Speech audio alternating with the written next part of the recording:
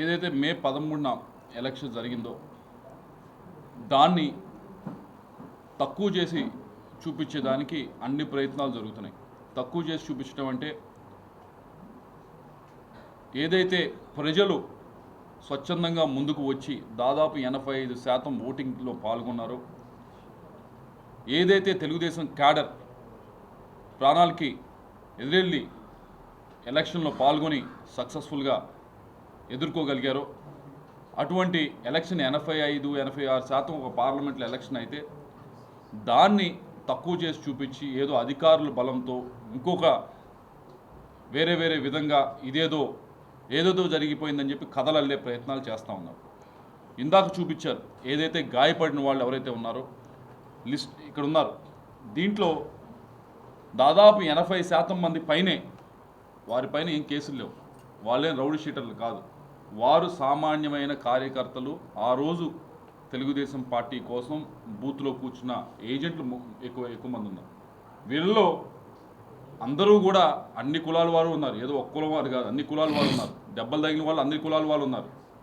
ఏదో చిత్రీకరిస్తున్నారు, ఒకటే దానిపైన పడి ఇలా చేశారు అలా చేశారని చెప్పి అందరూ ఉన్నారు. దీంట్లో మంజులా ఉంది, ఆమె ఎంత ప్రాణానికి ఎదురెళ్ళి మరి నుంచోవటం అనేది మనం అందరం కూడా చూస్తూ ఉన్నాం. ఆమె మీద రోడ్ షీట్ ఉందా, ఆమె మీద ఉన్న ఇప్పుడు క్రైమ్ ఉందా, ఆమె మరి దెబ్బ తగలేదా, వీళ్ళందరూ ఏమన్నా రౌడీలా కాదు కదా. సామాన్యమైన ప్రజలు ఆ రోజు వచ్చి కార్యకర్తలు ముందుకు వచ్చి మేము ఎలక్షన్ ఈసారి తెలుగుదేశం పార్టీ ఎలక్షన్ జరగాలి, గట్టిగా జరగాలని చెప్పి నుంచొని చేసిన వాళ్ళు వీళ్ళందరూ కూడా. వీళ్ళే కాదు, ఈ 74 మంది ఎవరైతే ఎక్కువ మంది దెబ్బలు తగిలినాయో వీళ్ళందరూ కూడా. కానీ దీన్ని అంతటినీ కూడా పక్కకు తోసి దీన్ని ఏదో వేరేగా చిత్రీకరించడానికి ప్రయత్నిస్తూ ఉన్నారు. ఏదో అధికారాన్ని అడ్డు పెట్టుకొని మేమేదో చేసామని చెప్పి ఇవన్నీ కూడా చెప్తా ఉన్నారు. అధికారాన్ని అడ్డు పెట్టుకుంది, ఇందాక ఫోటో ఒకటి చూపించారు, ఏదైతే బర్త్డే పార్టీలో మీరు చూస్తూ ఉన్నారు. ఇది అధికారాన్ని అడ్డు పెట్టుకోవడం అంటే, ఇది అధికారాన్ని అడ్డు పెట్టుకుంటే ఈ విధంగా ఉంటుంది. ఒక సిఐ, ముగ్గురు సిఐలు, ముగ్గురు ఎస్ఐలు, హోంగార్డు, ఈ విధంగా అధికారాన్ని అడ్డు పెట్టుకుంది మీ అందరికి కనిపిస్తూ ఉంది. మేము ఛాలెంజ్ చేస్తూ ఉన్నాం, మా ఫోన్లు డేటా తీసుకోండి, అన్నీ తీసుకోండి. ఇందాక బ్రహ్మారెడ్డి గారు చెప్పినట్లు సిట్టింగ్ జడ్జితో కూడా చేయించండి. ఏ విధంగా అయినా మా వైపు నుంచి ఏ అధికారికైనా ఈ విధంగా చేయండి, ఈ విధంగా చేయండి అని ప్రలోభ పెట్టినట్టు మా వైపు నుంచి ఉంటే we're ready to face any action. మేము ఈ విధంగా వీళ్ళని ఇబ్బంది పెట్టండి, వాళ్ళు ఇబ్బంది పెట్టండి అని చెప్పి ఎక్కడైనా ఉంటే కనుక వీఆర్ రెడీ, వీఆర్ ఛాలెంజింగ్. నేను రెడీ టు గివ్ నా ఏదైతే డేటా ఉందో, ఫోన్ ఉందో, అన్నీ నా డివైజెస్ అన్నీ నాయే కాదు, నా చుట్టుపక్కల ఉన్న వాళ్ళందరికీ కూడా డివైస్ ఇవ్వడానికి రెడీ. మీరు రెడీయా? మీరు ఎన్నిసార్లు మాట్లాడాలో వీళ్ళందరూ ఆఫీసర్స్తో కానీ మీరు చెప్పగలరా? మీరు రెడీగా ఉన్నారా ఛాలెంజ్ తీసుకోవడానికి?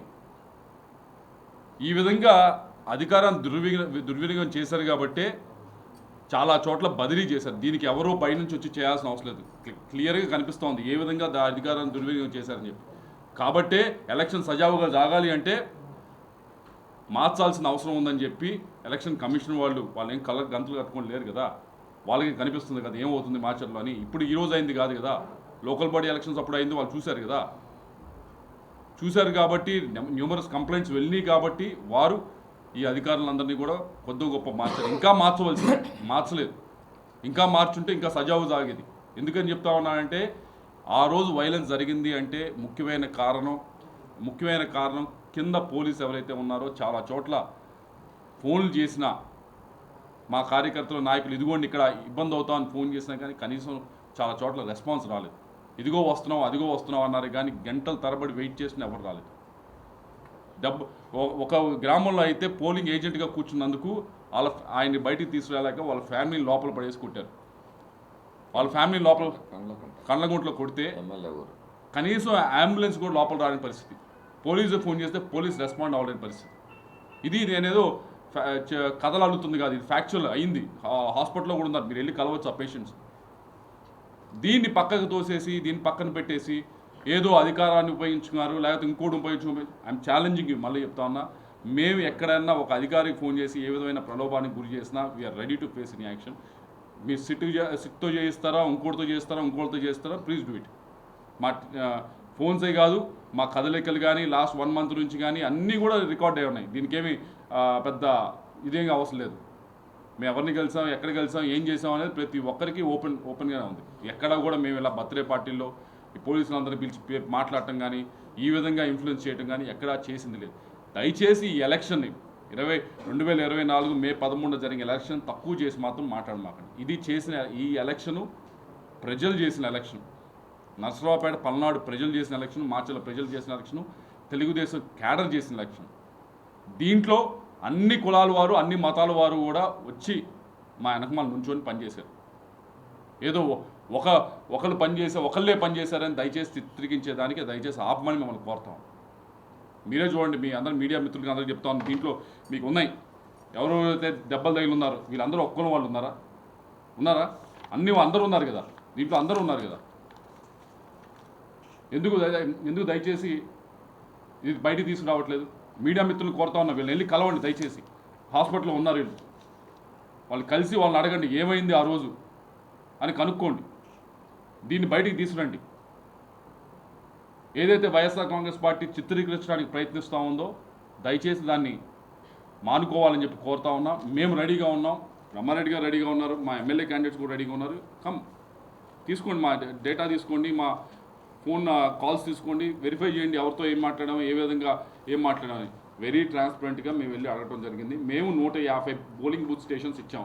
ఈ 150 స్టేషన్స్లో ఈ 150 పోలింగ్ బూతుల్లో దయచేసి సెక్యూరిటీ ఎక్కువ పెట్టండి అని చెప్పి అడిగాం. అది ట్రాన్స్పరెంట్గా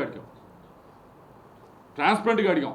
ఈ 150లో పెట్టండి. అడిగినప్పుడు కూడా చెప్పాము ఏమంటే, అలాగే వైఎస్ఆర్ కాంగ్రెస్ పార్టీ వాళ్ళు ఇస్తారు, వాళ్ళ దగ్గర కూడా తీసుకోండి. మీరు తీసుకొని ఏదైతే 150 ఇస్తారో 200 ఇస్తారు, వాళ్ళ వైపు కూడా తీసుకొని ఈ 300-350 పోలింగ్ స్టేషన్స్ ఉన్నాయో వీటిలో గట్టిగా బందోబస్తు పెట్టండి. ప్రశాంతంగా ఎలక్షన్ జరుగుతాయి, మాకు కావాల్సిన ప్రశాంతంగా ఎలక్షన్ జరగటం అని చెప్పి చెప్పడం జరిగింది. ఆ రోజు ఎస్పీ గారికి కానీ, డిఎస్పీలకు కానీ, ఐజీ అందరికీ చెప్పడం జరిగింది. ఇదే చెప్పింది ట్రాన్స్పరెంట్గా, మా లెటర్ కూడా ఉంది. అంతేగాని మేమేదో లాలూచీలు పడి ఇంకోటి చేసే వ్యక్తులం కాదు. మేము స్ట్రైట్ ఫార్వర్డ్గా వెళ్ళి ఇచ్చిన పేపర్స్ అన్నీ ఉన్నాయి, దయచేసి చూసుకోండి. అయితే ఒకటి మాత్రం దీనిలో సిట్ వాళ్ళు ఎంక్వైరీ చేయాల్సిన అవసరం ఉంది. మేము ఇచ్చిన తర్వాత కూడా 150 పోలింగ్ స్టేషన్స్లో ఇలా ఉంటుంది, కొద్దిగా ఇబ్బందికరమైన పరిస్థితి ఉంటుందని చెప్పిన తర్వాత కూడా ఎందుకని 80% పోలింగ్ స్టేషన్ 150లో దాదాపు 120 పోలింగ్ స్టేషన్లో ఎందుకని ఒకే కానిస్టేబుల్ పెట్టారు? బందోబస్తు కింద ఒకే కానిస్టేబుల్ ఎందుకు పెట్టారు అక్కడ? మేము రిపీటెడ్గా ఒకసారి కాదు 2-3 సార్లు వెళ్ళి కలిసి ఇచ్చాం లెటర్, ఇదిగోండి ఇక్కడ ఇబ్బంది ఉంటుంది అని చెప్పి. అయినా కూడా ఒకటే కానిస్టేబుల్ పెట్టారు అక్కడ. ఎందుకని అయింది? ఎక్కడ బందోబస్తు ఫెయిల్ అయింది? ఎందుకని వచ్చిన సిఆర్పిఎఫ్ వాళ్ళని సరిగ్గా డెలిగేట్ చేయలేదు? దీని గురించి సిట్ విచారణ చేయాలి, లోతుగా వెళ్ళాలి, ఇది బయటకు తీసుకురావాలి. ఎందుకని ఆ రోజు ఎలక్షన్ రోజు మేము ఫోన్లు చేస్తూ ఉన్నా కానీ సరైన రెస్పాన్స్ ఎందుకు రాలేదు? చాలా ఆఫీసర్స్, కింద స్థాయి ఆఫీసర్స్ దగ్గర నుంచి చాలా మటుకి రెస్పాన్స్ ఆ రోజు రాలేదు. మేము చెప్తా ఉన్నాం, అయ్యా మా కార్యకర్తల్ని ఇబ్బంది పెడతా ఉన్నారు, మా పోలింగ్ ఏజెంట్లు ఇబ్బంది పెడతా ఉన్నారు, ఆ రోజు పోలింగ్ స్టేషన్లో ఏజెంట్లు బయట లాగేస్తూ ఉన్నారంటే కనీసం వెళ్ళలేని పరిస్థితి ఆ రోజు చాలా పోలింగ్ స్టేషన్స్, చాలా స్టేషన్స్ కింద పోలీస్ ఆఫీసర్స్ కింద ఆ పరిస్థితులు ఉన్నాయి. దీన్ని కూడా సిట్ దయచేసి ఎందుకు ఆ రోజు రెస్పాన్స్ సరిగ్గా లేదు? ఎవరు ఈ పోలీస్ ఆఫీసర్స్ ఎవరైతే ఉన్నారో ఎవరితో మాట్లాడుతున్నారు ఆ రోజు? ఎందుకని వాళ్ళు ఆ రోజు కదలలేదు? ఎందుకని మేము రిపీటెడ్గా ఫోన్ చేసినా వెళ్ళి వాళ్ళు ఎందుకు రెస్పాండ్ అవ్వలేదు అనేది దయచేసి సిట్ ఇది కంటిన్యూషన్గా ఉందని చెప్పారు. దీన్ని రిపోర్ట్ ఇచ్చారు మాకు తెలుసు. అయినా కూడా ఎలక్షన్స్ రిజల్ట్ వచ్చిన తర్వాత కూడా ఉంటుంది, యాక్టివ్గా ఉంటుందని చెప్పారు. కాబట్టి ఈ 20 రోజులు కూడా దయచేసి దానిపైన సమగ్రంగా దర్యాప్తు చేయాలి, వాటిని కూడా నిజాలు బయటకు పెట్టాలని చెప్పి కోరుతా ఉన్నా. ఎవరన్నా పోలీస్ ఆఫీసర్స్ దీంట్లో ఇన్వాల్వ్ అయి ఉంటే తప్పకుండా వారిపైన సివియర్ యాక్షన్ తీసుకోవాలని చెప్పి కోరుతా ఉన్నాం. వారి వైపు నుంచి ఏ విధమైన పోలీస్ ఆఫీసర్ ఏ విధమైన లాలూచీ పడ్డా కానీ తప్పకుండా వారిని సివియర్ యాక్షన్ తీసుకోవాలని చెప్పి ఏ లెవెల్ ఆఫీసర్ ఉన్నా కానీ సివియర్ యాక్షన్ తీసుకోవాలని కోరుతాం. ఎందుకంటే ప్రజాస్వామ్యం బతకాలంటే ఎలక్షన్ సరిగ్గా జరగాలి. ఎలక్షన్ సరిగ్గా జరపమనే మేము కోరింది, ఎలక్షన్ ట్రాన్స్పరెంట్గా జరపమని మేము కోరింది, ఎలక్షన్స్ ప్రశాంతంగా జరపమని మేము కోరింది. అటువంటి ఎప్పుడో 20-30 సంవత్సరాల క్రితం జరిగిన విధంగా ఈరోజు ఎలక్షన్ జరగాల్సిన అవసరం లేదు. పల్నాడులో ప్రశాంతంగా జరగచ్చు. కానీ ఈరోజు ఈ విధంగా జరిగింది అంటే పూర్తిగా పోలీసు వ్యవస్థ అనేది కింద స్థాయిలో పూర్తిగా పక్కగా వదిలేయటం జరిగింది. దానివల్ల ఈరోజు ఇవన్నీ కూడా జరగడం లేదు. నర్సరావుపేట చూశాను మీరు, నర్సరావుపేట టౌన్లో టౌన్లో ఎమ్మెల్యే క్యాండిడేట్ వస్తూ ఉంటే ఎమ్మెల్యే క్యాండిడేట్ వెహికల్ మొత్తాన్ని పాల్గొట్టారు. ఎమ్మెల్యే క్యాండిడేట్ వెహికల్ మొత్తాన్ని పాల్గొడతాను పక్కనే పోలీసులు ఉన్నారు. వీడియో కూడా వచ్చింది బయటికి. అలాగే నేను దొండపాడు వెళ్ళాను. దొండపాడు వెళ్తే పక్కనే సీఏ ఉన్నారు, ఆ పక్కనే కానిస్టేబుల్ చేతి దగ్గర నుంచి లాఠీ తీసుకొని నా కాన్వాయ్ వెహికల్స్ పాల్గొడుతూ ఉన్నారు. నథింగ్, ఏమీ చేయకుండా అలా చూస్తూ ఉండిపోయారు. ఎందుకు ఈ నిర్లప్తత? దీనిపైన సమగ్రంగా సిట్ దర్యాప్తు చేయాలి. దర్యాప్తు చేసి అన్ని నిజాలన్నీ బయట పెట్టాలి. అలాగే ఈసారి ఎలక్షన్ ఎంత హై పర్సంటేజ్ 86%, 85-86% టర్న్అవుట్ అయింది అంటే పల్నాడు ప్రజలందరికీ కూడా వాళ్ళందరికీ కూడా మా అందరి తరఫున ధన్యవాదాలు తెలియజేసుకుంటూ, ఇంత డిస్టర్బెన్స్ ఉన్నా కానీ ఇంత బాగా వచ్చి ఓటింగ్ వేశారు. ప్రజాస్వామ్యం మీద మీరు చూపించిన గౌరవానికి మీ అందరికీ కూడా ప్రత్యేకంగా ధన్యవాదాలు తెలియజేసుకుంటాం. ఇప్పటికే సిట్ దర్యాప్తు దాదాపు 48 గంటలు దర్యాప్తు చేసింది, నివేదిక కూడా ఇచ్చేసింది డీజీపీకి. మరోసారి మీరు సిట్ మీద దర్యాప్తు చేయించాలని డీజీపీని కోరే అవకాశం ఉందా? లేకపోతే ఫర్దర్గా ఏమైనా గవర్నర్ని ఫిర్యాదు చేసే ఉందా? మాచర్లో జరిగిన అల్లరి గురించి ఇలా చెప్పేసి సార్ ఓకే సిట్ అయిపోయింది, మళ్ళీ విచారణ చేయమంటారు. సిట్ అనేది యాక్టివ్గా ఉంటుంది అని చెప్పి ఈరోజే ఇవ్వటం జరిగింది. ఇంకా 20 days ఎలక్షన్ అయిన తర్వాత కూడా యాక్టివ్గా ఉంటుంది అంటున్నారు. ఇప్పుడు ఏదైతే దర్యాప్తు చేశారో ఓకే నివేదిక ఇవ్వటం, కానీ ఏదైతే మేము ఇప్పుడు క్వశ్చన్స్ రైజ్ చేస్తా ఉన్నామో దీనిపైన మళ్ళీ లెటర్ ఇవ్వటం కూడా లెటర్ కూడా ఇస్తాం తప్పకుండా. వీటిపైన కూడా ఆఫీసర్స్ ఏమైనా ఇన్వాల్వ్ అయ్యారా, మా వైపు నుంచి మేమేమన్నా ఇన్ఫ్లుయెన్స్ చేసామా, మేము అవతల పార్టీ వైపు నుంచి ఉన్న నాయకులు కానీ ఇన్ఫ్లుయెన్స్ చేశారా అనేది దయచేసి దాంట్లోకి లోతుల్లోకి వెళ్ళి తీయాలి, నిజాలు బయటికి తీయాలని చెప్పి కోరుతాం. అది ఏదో సిట్టు 2 రోజుల్లో చేసి వదిలేయటం అని కాదు. ఇది నెక్స్ట్ 20-25 రోజులు ఉంది కాబట్టి దయచేసి దీని లోతుల్లోకి వెళ్ళాలని కోరుతాం. దానిపైన రిప్రజెంటేషన్ ఇస్తాం మేము. మాట్లాడుతూ ప్రధాన కారణం ఎంపీ లాల్ శిక్ష జరగాలి, అలాగే బ్రహ్మారెడ్డి గారు మొత్తం ఈ గొడవ కారణము అనేటువంటి మీ ఇద్దరి మీద మెయిన్ అలిగేషన్ చేశారు అన్న. ఎవరి మీద ఎలిగేషన్ చేసుకున్నా చేసుకోవచ్చు, కానీ నేను ఇంత ఛాలెంజ్ చేస్తాను, ఆయన ఛాలెంజ్ చేస్తాను. సిట్తో చేయిస్తారా, రిటైర్డ్ జడ్జితో చేయిస్తారా, మీ ఇష్టం. మా కదలికలు తీసుకోండి, మా ఫోన్ కాల్స్ తీసుకోండి, మా డేటా తీసుకోండి. We're ready to give anything. మా వాళ్ళ వైపు నుంచి ఇస్తారా? ఇప్పుడు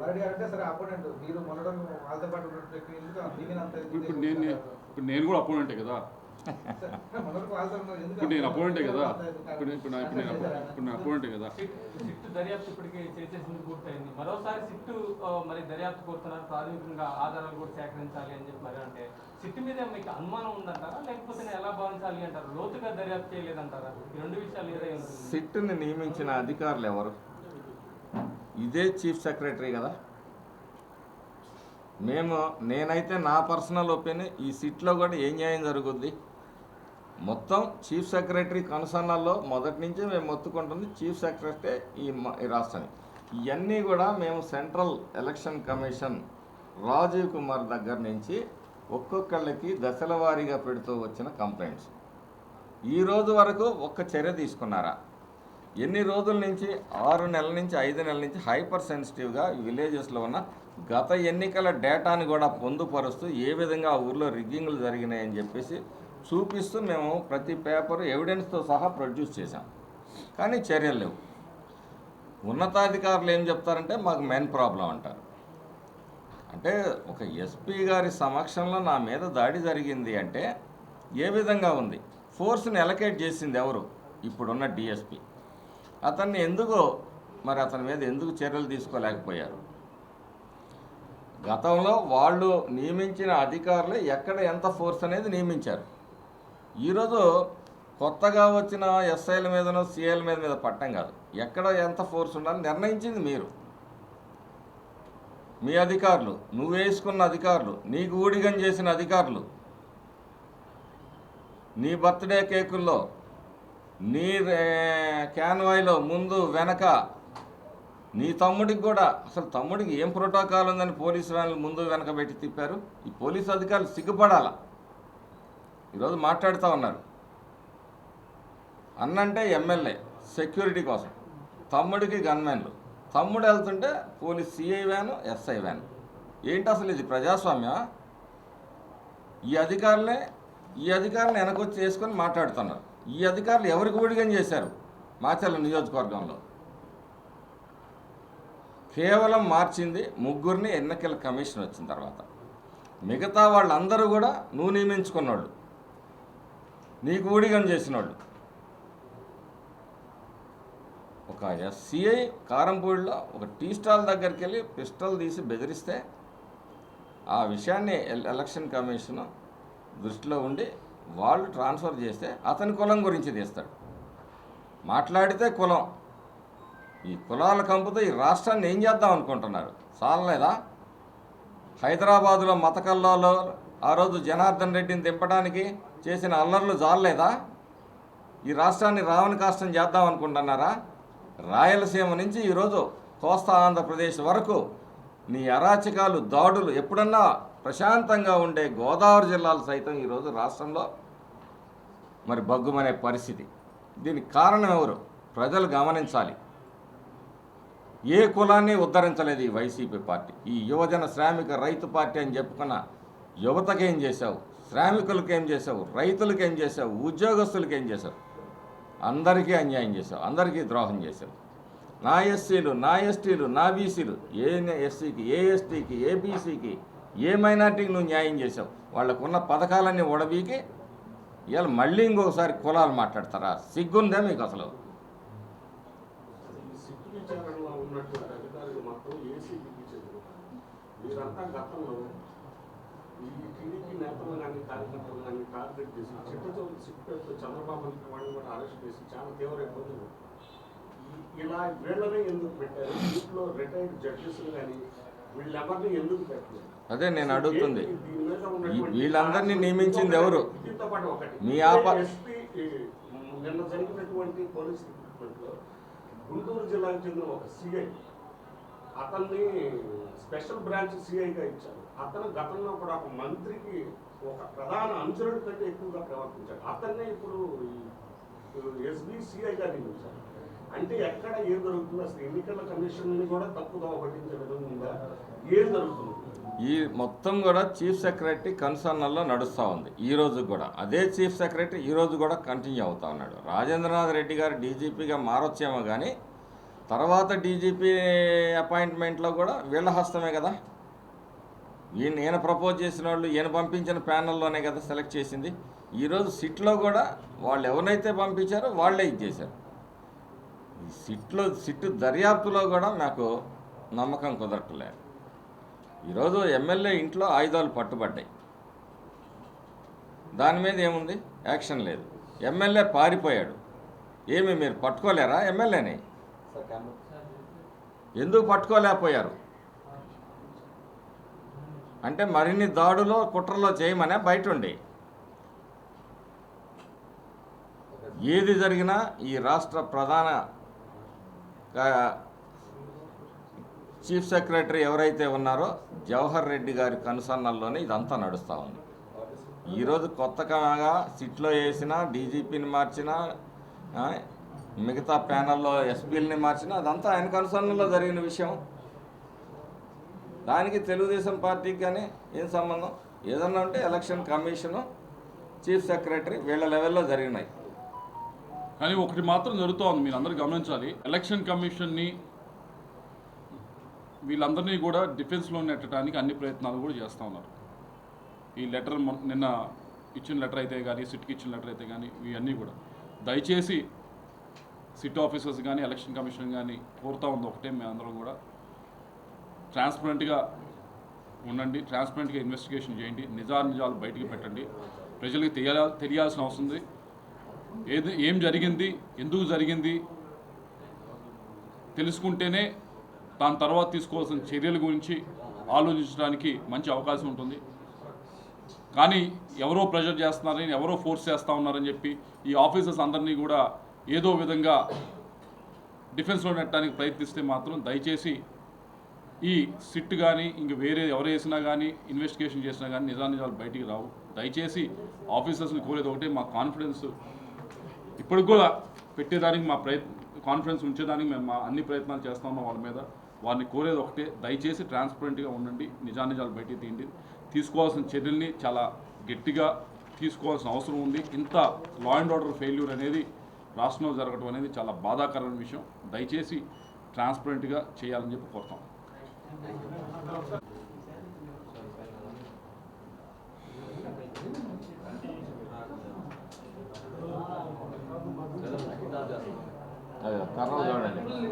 కర్రలు దేంట్లో దిగుతున్నాయి.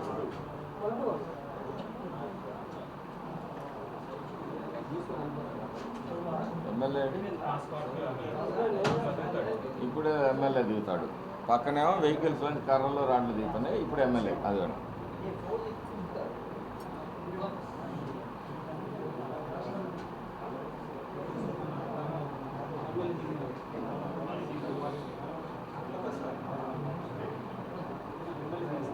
ఎమ్మెల్యే ఈ బండ్లో దిగుతారు. ఆయుధాలేమో వేరే బండ్ల నుంచి దిగుతాయి.